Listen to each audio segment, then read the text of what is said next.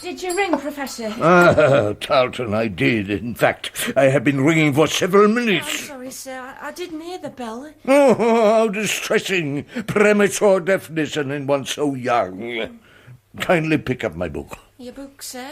Yes, it has fallen down beside the bed where I cannot reach it. Don't stand there gaping, girl. I'm sorry, sir. Here you are. And how was it you did not hear the bell? Where have you been? I was in the study, sir, taking your secretary a cup of tea. And you stayed there, chattering to him, no doubt. No, sir. Mr. Willoughby Smith was busy working.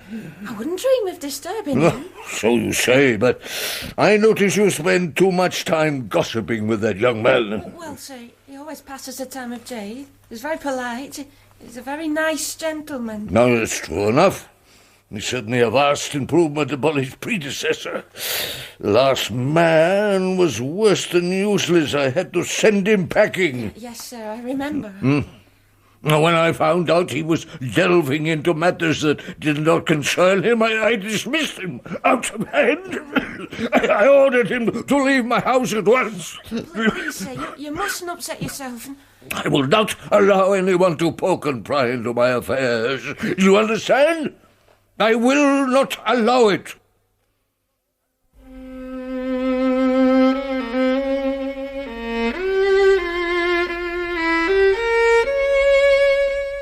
The Golden Pince-Nez by Sir Arthur Conan Doyle, dramatised for radio by Peter Ling, with Clive Medicine as Sherlock Holmes and Michael Williams as Dr. John Watson, and featuring Maurice Denham as Professor Coram, Maureen O'Brien as the Strange Lady, and Andrew Wincott as Inspector Hopkins. The Golden Pince-Nez.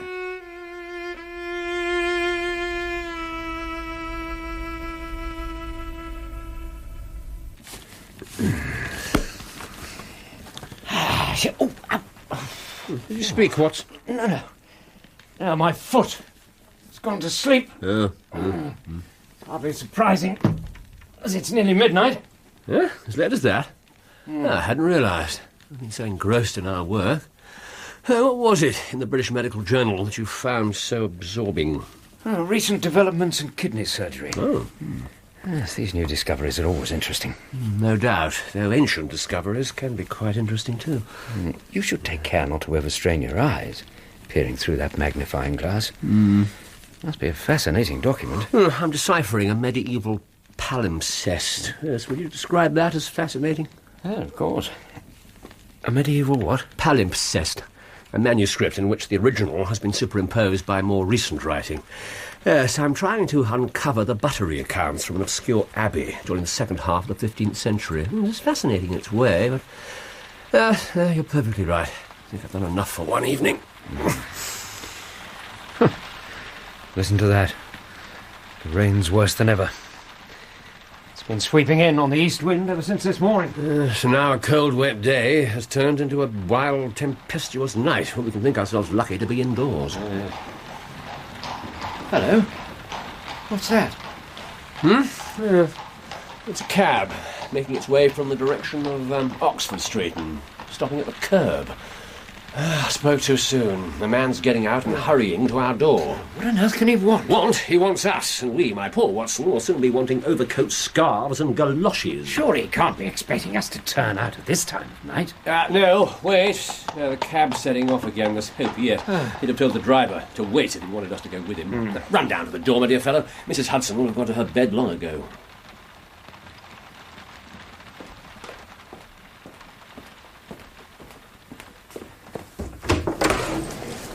Inspector Hopkins. Is he in? Who is it, Watson? It's Inspector Hopkins. Do you realise it's almost midnight? Yes, I know. I'm sorry to intrude on you so late. What are you waiting for? Bring him upstairs. After you, Inspector.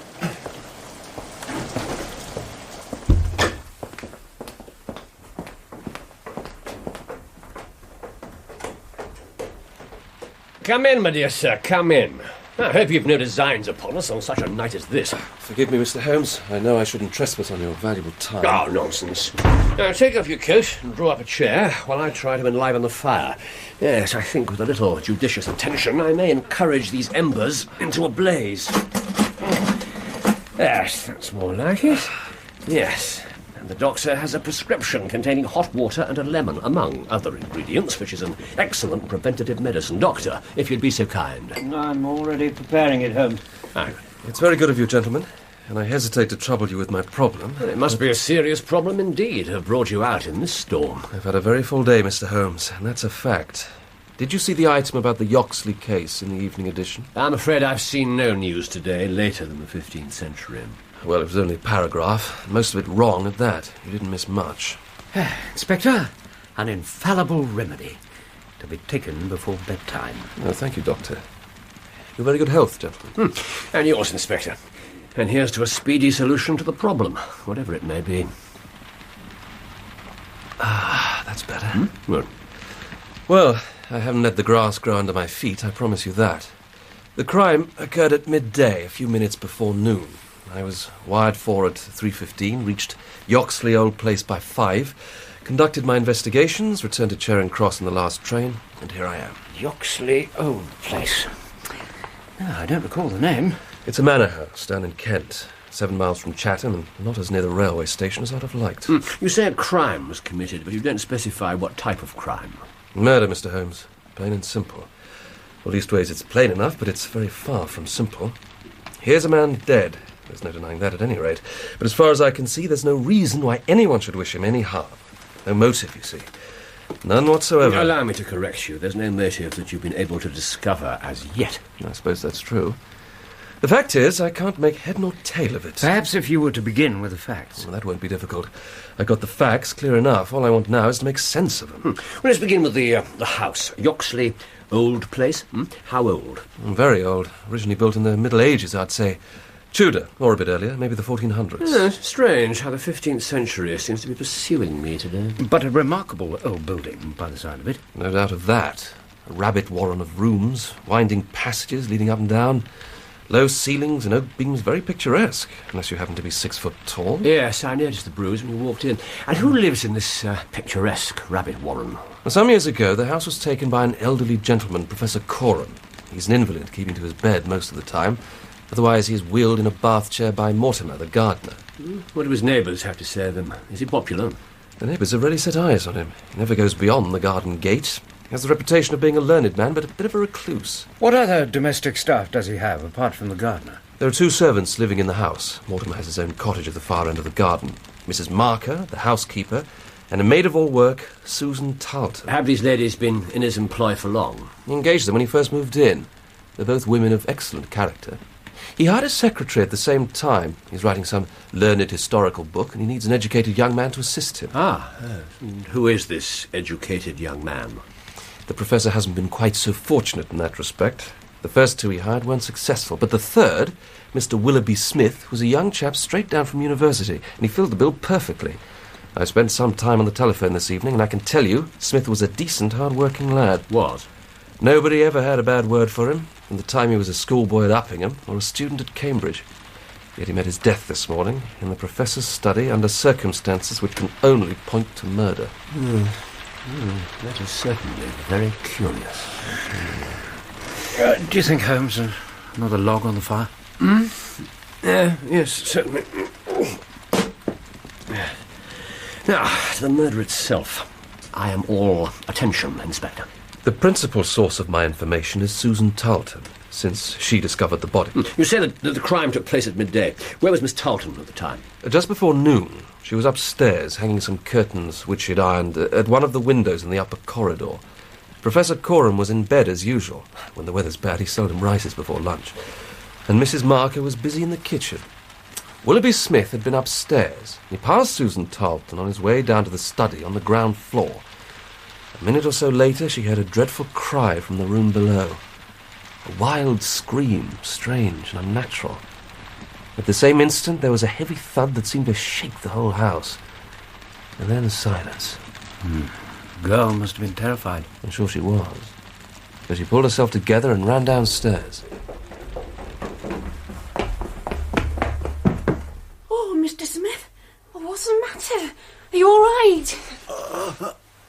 Oh, whatever's happened?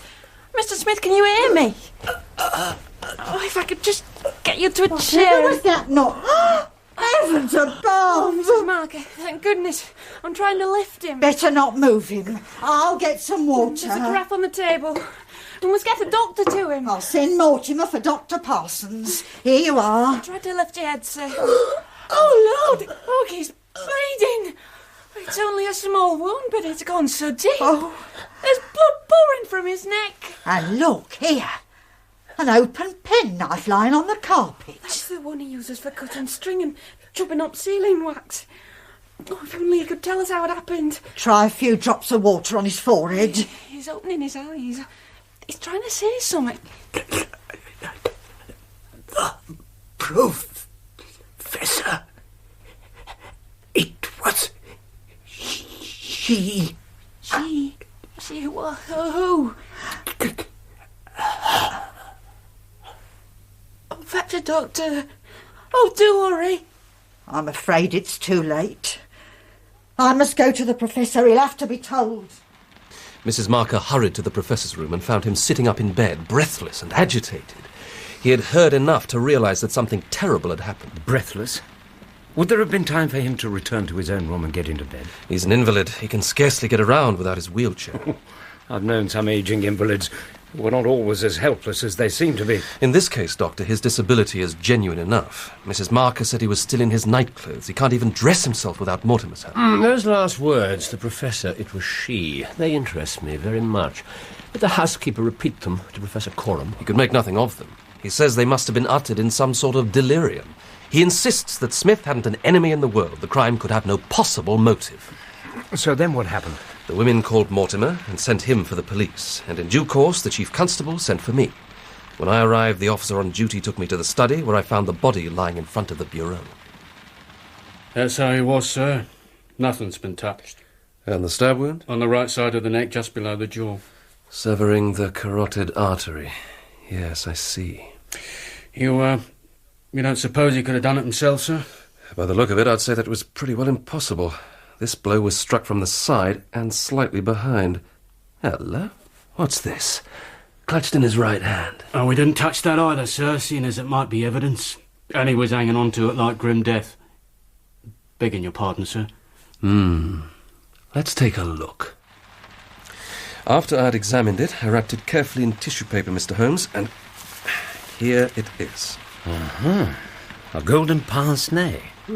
2 broken ends of black silk cord attached to it. Did Willoughby Smith wear glasses? No, Doctor, he had excellent sight. There can be no doubt that this was snatched from the face of the assassin. Here. Yeah, thank you. Yes, I should like to try them on. Oh, yes, quite so. Now, the pen and paper, I think. If we might return to the geography of the study. How many doors are there? 2. The first opens... Aha! Of course. I beg your pardon, Holmes? Are we interrupting you? Oh, no. I'm just scribbling a few lines. Carry on, by all means. You won't disturb me in the least. Well, if you're quite sure... No. You were saying, Inspector? There are 2 doors in the study. The first opens onto a pair of narrow corridors, one leading to the back door and the garden, the other to the Professor's bedroom. And the second door? That's the door into the entrance hall, the front door and the main staircase. But the intruder couldn't have come in that way. Why not? That hall and staircase were in Susan Tarleton's view all the time. So our murderer must have come along the garden path and entered the house that way. The garden path? I imagine you examined it for footprints. Yes, Doctor, and found nothing. That was when I realised I was dealing with someone cautious and cunning. Between the path and the long herbaceous border, there's a narrow strip of grass. There were no footprints on the path or the flower bed. The intruder had walked carefully along the grass in order to avoid leaving a trail. So there were footprints on the grass? Not prints exactly, but the grass had been trodden down. I questioned Mortimer. He hadn't been working in the garden yesterday on account of the bad weather. Now, these tracks in the grass, were they coming or going? Mr. Holmes, I thought you were busy writing. It's not impossible to pay attention to 2 things at once. One Inspector, coming or going? I couldn't tell. There were no clear outlines. It's a large foot or a small one. I couldn't even distinguish that. Yes, well, never mind, can't be helped. At least we now know something about the lady we're seeking.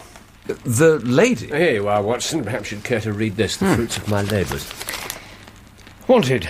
A woman of good appearance, attired like a lady. She has a remarkably broad nose, with eyes set close on either side, a puckered forehead, a peering expression, and probably rounded shoulders. She has had recourse to an optician at least twice during the last few months. As her glasses are of remarkable strength and opticians are not numerous, there shall be no difficulty in tracing her. And now you're going to explain to us, no doubt. Oh, my deductions were simplicity itself. That the owner of this pince-nez is a woman, I infer from its delicacy and elegance. And from the last words of the dying man, presumably. Quite, yes. It's handsomely mounted in solid gold, so she's clearly a person of refinement and well-dressed. The clips are too wide for my nose, showing that hers must be unusually broad. My own face is narrow, yet I can't see through the centre of these lenses, so her eyes must be close-set. The lenses are also concave and of unusual strength. Anyone so short-sighted must have the physical characteristics that go with it. The frown, the peering eyes, the head thrust forward. Yes, well, I can appreciate that, but how do you arrive at her double trip to the optician? Oh, you notice that the clips are lined with tiny bands of cork, one slightly discoloured and worn, though not more than a few months old, the other almost new. Obviously it fell off and had to be replaced, and since they're evenly matched in size and style, we may assume that the lady went back to the same establishment for the replacement. By George, to think I had all that evidence in my hands and never knew it. I take it you plan to visit all the leading opticians. Certainly. We've been inquiring after any strangers seen in the vicinity of Yoxley yesterday, or at the railway station, though without any success so far, I'm afraid. If it's not asking too much, Mr. You want us to visit Yoxley with you tomorrow? If you could. There's a train from Charing Cross to Chatham at 6 in the morning. 6? We changed there for Yoxley Junction. We should reach Yoxley Old Place between 8 and 9. We shall be on that train. Yes, the case has some intriguing features. We'll be delighted to accompany you, eh, Watson? Oh, delighted, absolutely. Yes, perhaps you'd be good enough to make up a bed on the sofa for the inspector. Then we can all have an early start. Yes, of course. Let's hope the gale blows itself out during the night.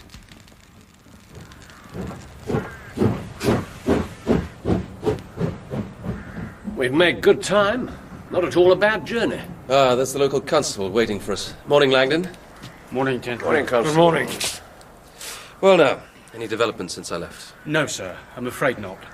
Nothing since last night. No reports of any strangers? Have you made inquiries at local inns and lodging houses? Yes, sir. There's no one in the district who can't be accounted for, except the ticket collectors here work in a shift system. The man who was on duty yesterday knocked off at midday, and he won't be on again until noon today. Well, surely he could have been interviewed at home. No, sir. He went to stay overnight with a certain person in Maidstone. Nobody seems to know who she is.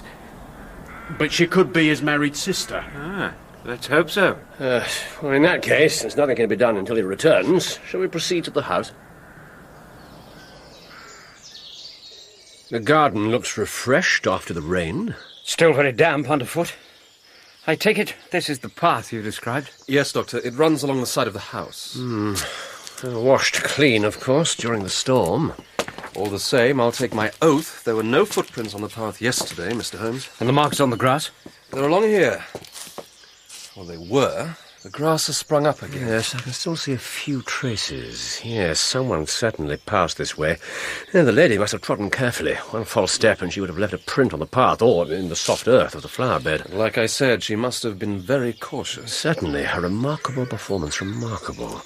The back door, is it usually left open? Oh, yes, country folk don't bother much with bolts and bars. No, so our visitor had nothing to do but walk in. Very well, let's follow her example. I'd like to have a few words with the staff. Mr. Holmes, this is the housekeeper, Mrs. Marker. I'm very pleased to meet you, Mrs. Marker. This is my colleague, Dr. Watson. How do you do, Mrs. Marker? Good morning, gentlemen. It's very good of you to assist us in our investigation. Well, sir, we want to find out who did such a terrible thing. That poor Mr. Smith, such a respectable gentleman he was, he wouldn't hurt a fly. Whoever attacked him must have been a wicked, wicked man. Not necessarily.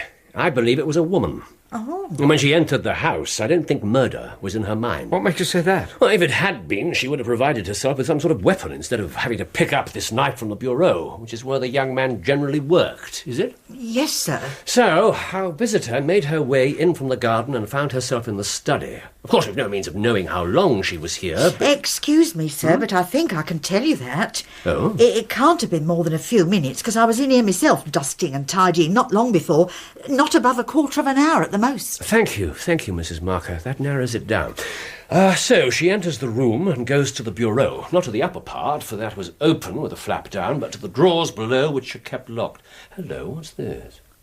Inspector, did you notice this scratch? I saw it, Mr. Holmes, but there's nothing uncommon about that. You often find scratches round a keyhole. Yes, but this one goes across the wood, too. It's very recent. See how the brass shines where it's cut? Mrs. Marker, did you dust the bureau yesterday morning? Yes, sir. Did you notice the scratch? Oh, no, sir, I didn't. Yes, I'm sure you didn't, because it hadn't happened then. Yeah. Who has the key to this drawer? The Professor keeps it himself. That's right. Professor Coram lent me his key and we went through the desk together, checking the contents. There's nothing missing. He assured me on that point. I see.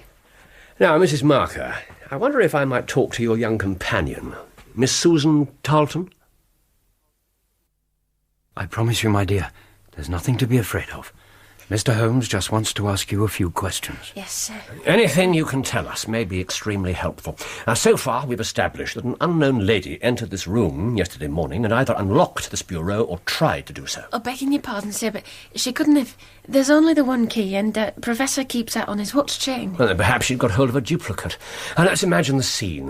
While she's thus engaged, Mr. Willoughby Smith enters the room. In her panic, her key scratches the drawer. Smith seizes her. She grabs the knife to defend herself. She strikes at him, and the blow proves to be fatal. Oh, sir, I heard him cry out. Now, it's all right. Don't distress yourself. Now, really, Holmes? I'm sorry. It was all over in a moment, and she made her escape. Tell me, Miss Tarleton, could she have got away through the hall and out by the front door? No, sir, she couldn't. I'd have seen her from the top of the stairs. Thank you. That rules out one possibility. I understand this other door opens onto a pair of corridors. Yes, sir. One of them leads straight to the Professor's room. She couldn't have got out that way. So she must have gone the other way, through the back door and the garden, the way she came in. How very odd. What's odd about it? Seems the obvious thing to do. Yes, one might think so, certainly, but... Miss Tarleton, would you mind taking us to Professor Coram's room? Yes, sir. If you just follow me. Thank you. Yes, I'm anxious to make the Professor's acquaintance. This way, sir. That's the way to the back door. Oh, yes. Yes, coconut matting in both corridors. Does that have any bearing upon the case? Yes, possibly. I don't insist upon it. I may be wrong. Yet it seems to be suggestive. Here we are, sir. Come in. Mr. Sherlock Holmes and Dr. Watson, sir. Come in, gentlemen. This is a rare privilege. I meet so few people nowadays. Thank you, Tarleton. That'll be all. Good, sir. It is a pleasure to meet you, though I'm sorry it must be under these unhappy circumstances. You must excuse my doctor tells me I smoke too much. Are you a smoker, Mr. Holmes? I am indeed, though I generally prefer a pipe. No, but you must sample one of my Russian cigarettes. They are specially packed and dispatched to me. Yeah. And you, my dear sir, I can recommend them. Yeah, thank you. They look rather exotic. Exotic and exquisite. I have a fresh supply delivered every fortnight. It's bad for me, no doubt, but an old man has few pleasures. Watson? Go.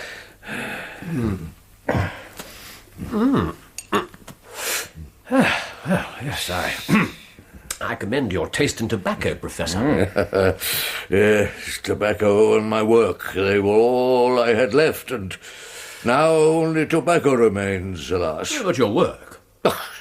How can I work without that estimable young man? After a few months' training, he had become an invaluable assistant. Such a fatal interruption, such a catastrophe.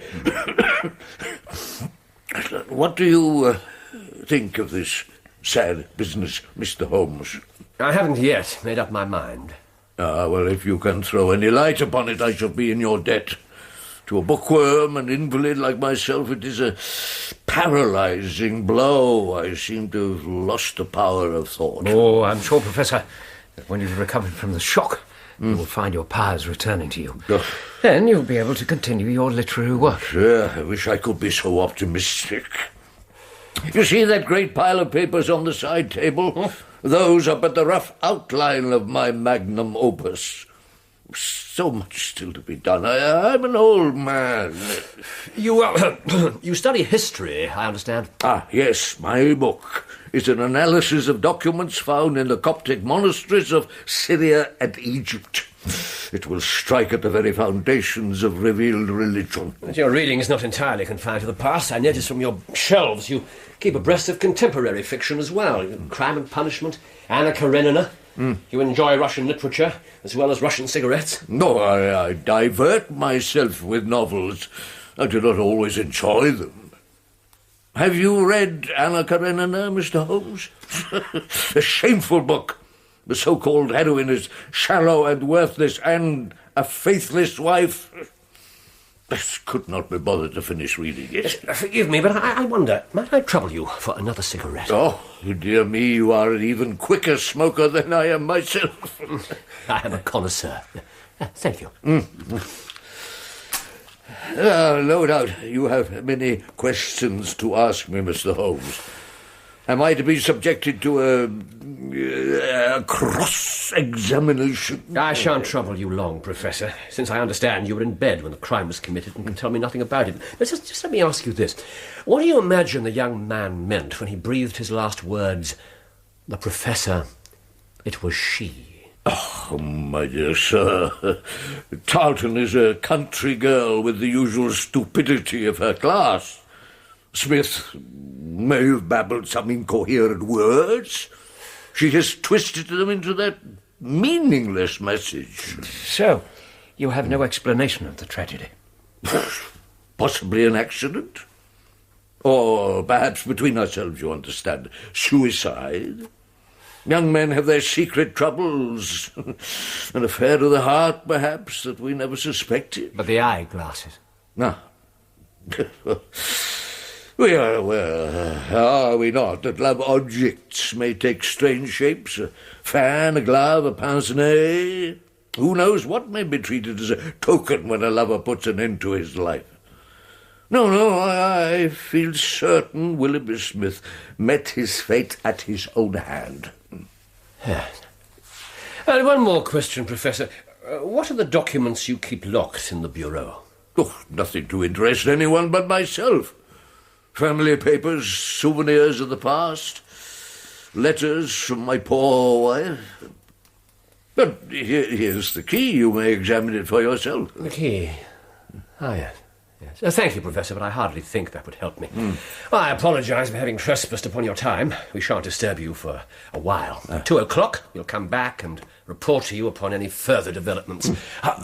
Before I go, I would enjoy another of those excellent cigarettes. By all means, by all means. It's a pleasure to see how you appreciate them. Fresh air at last. Upon my word, Holmes, I've never known you to smoke so many cigarettes. One was enough for me. It was not for my pleasure, I assure you. They might help to unravel the mystery. Ah, you mean the cigarettes were a clue of some sort? Well, it's possible that I'm completely mistaken. If so, there's no harm done. We have the opticians to fall back on. But I'd like to take a short cut when I can. Ah, the excellent Mrs. Marker. Excuse me, gentlemen. I've been preparing luncheon for you in the dining room. It's only a cold collation, some roast beef and salad, but you're very welcome. That's more than kind of you. I'm sure Dr. Watson will do it justice, though I fear I'm not very hungry. I've been smoking too much. Not as much as the Professor, I hope, sir. He puffs away like a chimney, all day and half the night as well. When I take in his breakfast of a morning, you'd think it was a London fog. And sometimes he's that cantankerous. Oh, but I shouldn't say that. I know it's his illness makes him awkward now and then. And I suppose he eats next to nothing. Well, he's variable, as you might say. I'll wager he took no breakfast this morning, and I dare say he won't be able to face lunch either. You're wrong there, sir. He ate a very hearty breakfast today and ordered a remarkably big lunch too. It quite surprised me. I mean, what with poor Mr. Smith and all, I don't know how he can bear to look at food. Oh, by the way, sir, I've taken the liberty of asking Inspector Hopkins if he'd care to join you for luncheon. I hope you won't have any objection.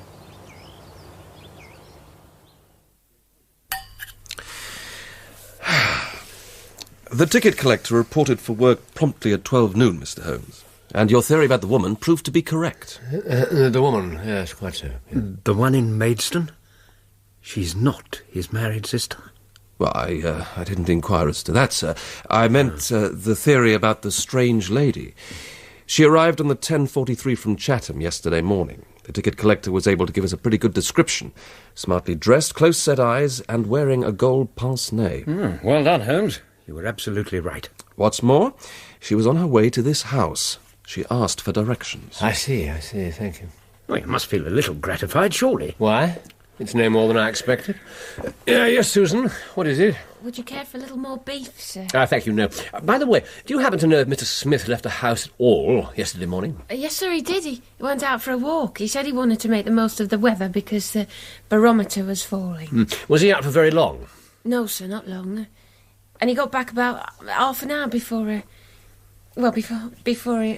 happened. Yes, thank you, Susan. Thank you very much indeed. Well, it's 2 o'clock. Let us go and have it out with our friend the Professor. Come in, gentlemen.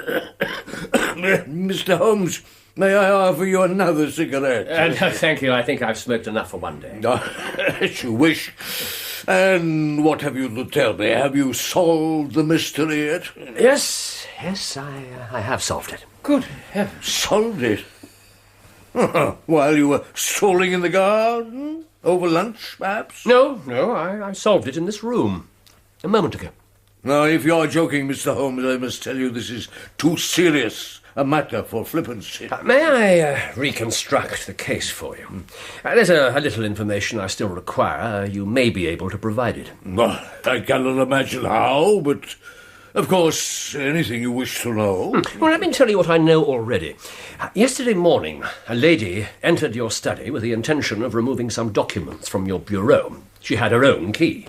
Now, when you were good enough to let me examine your key, I did not find those marks upon it which the scratch on the keyhole would have produced. Therefore, I deduce that the lady came here without your knowledge in order to rob you. Oh, this is most interesting and instructive, but what became of your mysterious lady who appears to have vanished?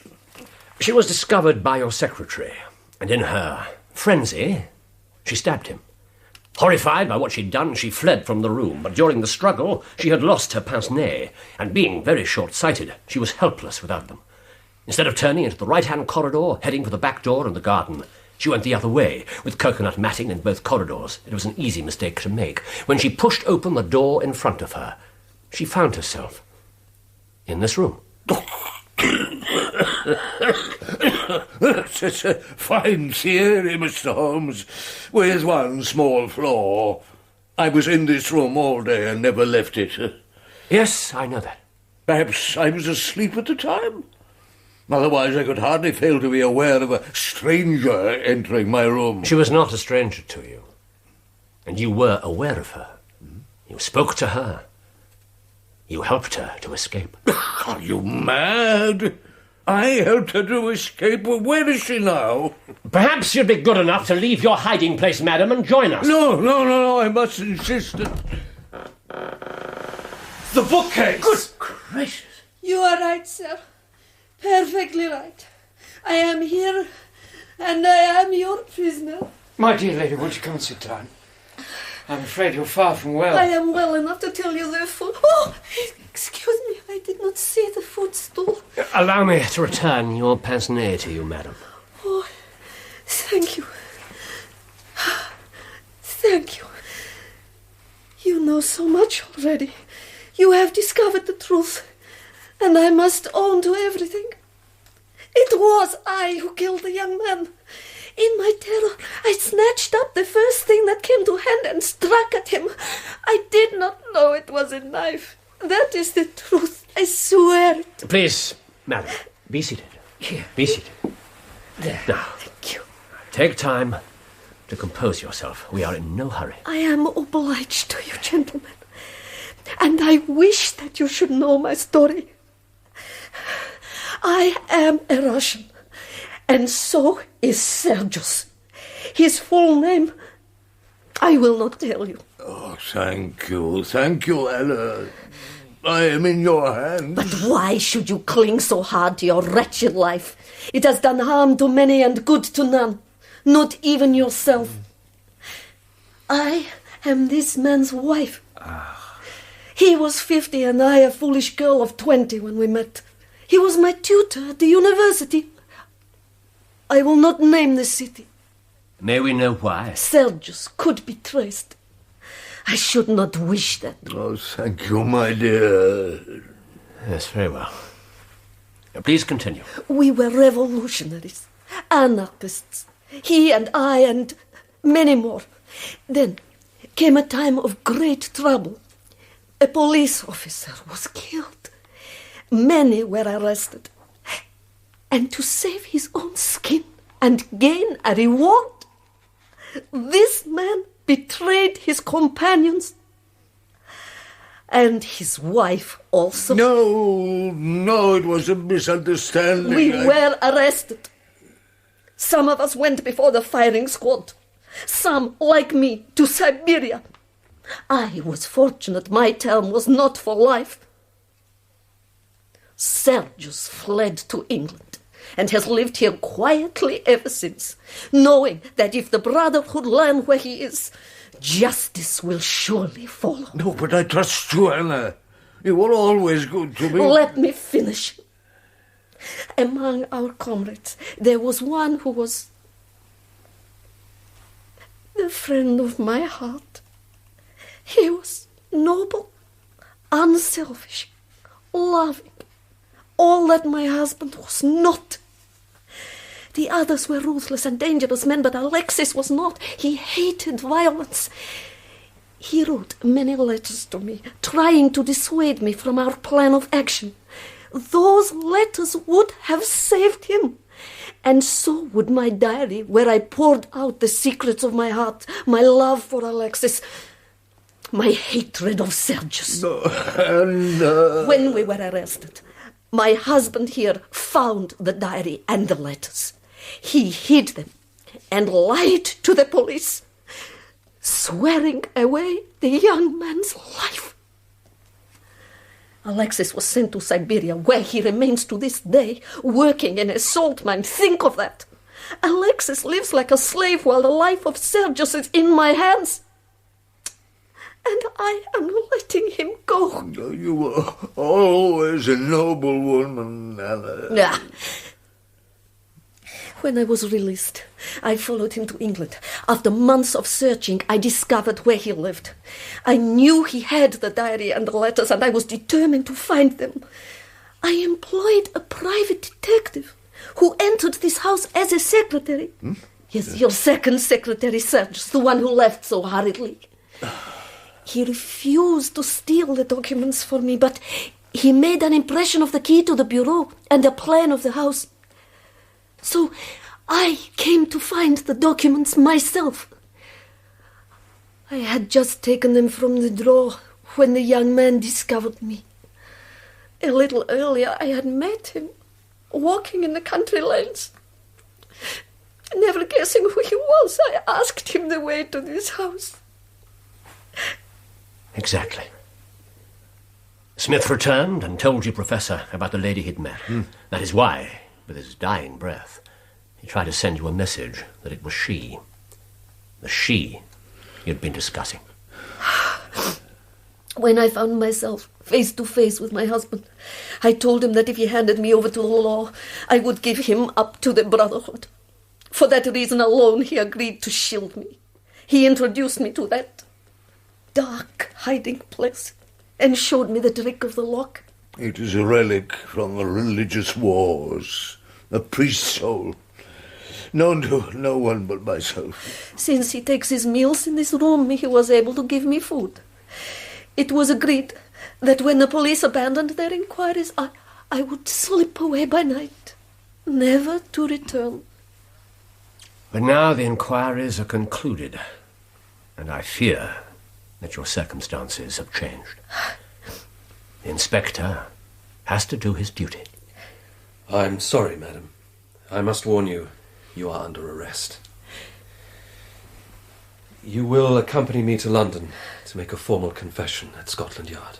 I am ready to do what must be done. No, Anna, wait. Farewell, Sergius. And may the God in whom you do not believe have mercy upon your soul.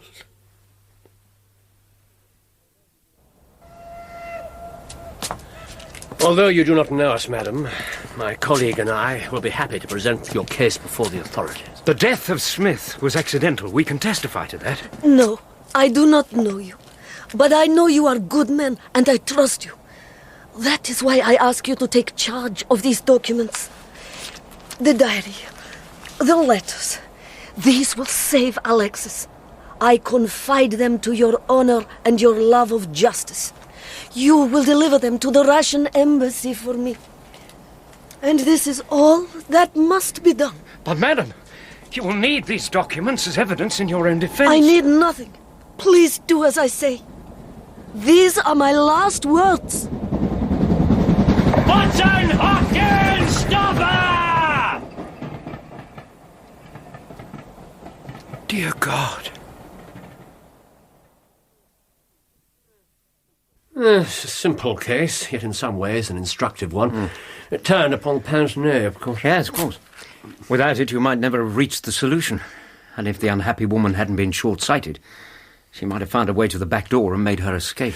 Yes, you're asked to believe that without her Pince-Nez, she left the house and walked along that narrow strip of grass, never making one false step. I called it a remarkable performance. I should have said an impossible one.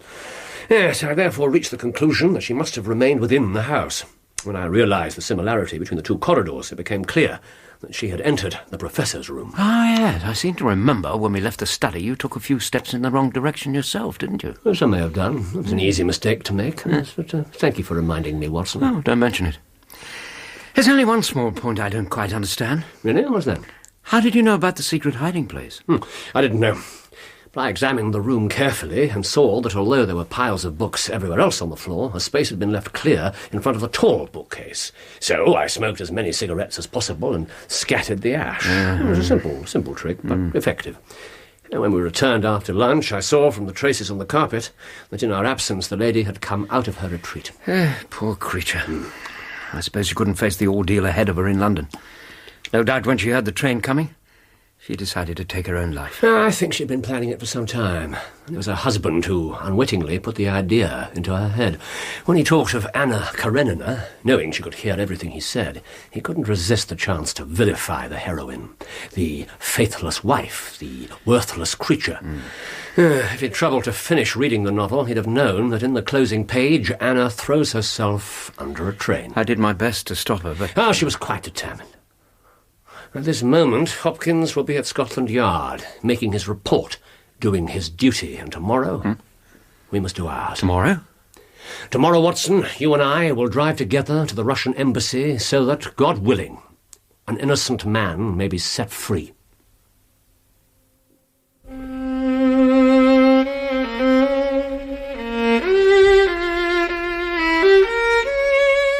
In The Golden Pince-Nez, Sherlock Holmes was played by Clive Merrison and Dr. Watson by Michael Williams, with Maurice Denham as Professor Coram and Maureen O'Brien as the strange lady. Inspector Hopkins was played by Andrew Wincott, Mrs. Marker by Linda Polan, Susan Tarleton by Federe Holmes, and Constable Langdon by James Telfer. The violinist was Leonard Friedman. The Golden Pince-Nez was dramatised for radio by Peter Ling and directed by Enid Williams.